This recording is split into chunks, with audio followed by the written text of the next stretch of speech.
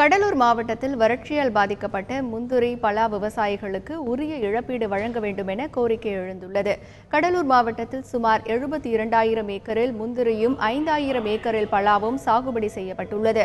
2011ஆம் ஆண்டு தானே புயலால் பாதிக்கப்பட்ட விவசாயிகள் அதிலிருந்து மீள முடியாமல் உள்ள நிலையில் கடும் வறட்சி காரணமாக தண்ணீரின்றி முந்திரி பலா கன்றுகள் காய்ந்து வருகின்றன.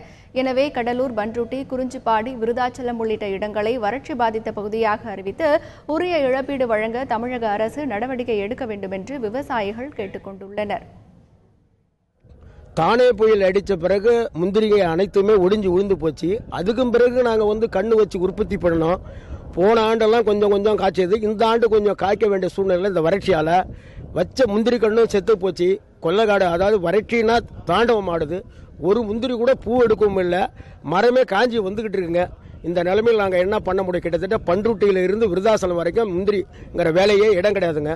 இப்படிப்பட்ட ஒரு சூழ்நிலை. நாங்கள் கட்டின இன்சூரன்ஸுக்கும் அரசு இன்சூரன்ஸ் பணமும் கொடுக்க மாட்டேங்கிறாங்க.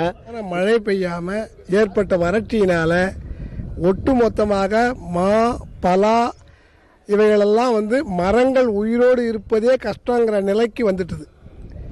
காய்ப்பு என்பது 100 காய் காய்ச்ச இடத்துல வெறும் 4 காயும் ஒரு இளநீ அளவுக்கு தான் பெருத்திருக்குது. அதில் முறையான சுளையும் இல்லை. எனவே பலா மரத்துடைய காய்ப்பு அறவே இல்லாததுனால அதை நம்பி உயிர் வாழ்ந்து கொண்டிருந்த சிறு விவசாயிகளெல்லாம் வறட்சியின் பிடியில் சிக்கி இந்த ஆண்டு எப்படி உயிரோடு இருப்பது என்று கதிகலங்கிக் கொண்டிருக்கிறார்கள். முறையாக கணக்கெடுப்பு நடத்தி பாதிக்கப்பட்ட விவசாயிகளுக்கு நிவாரணம் வழங்குவதற்கான ஏற்பாடு செய்ய வேண்டும். தோட்டக்கலை அதிகாரிகள் இன்றைக்கு கணக்கெடுப்பு நடத்தியிருக்கிறார்கள்.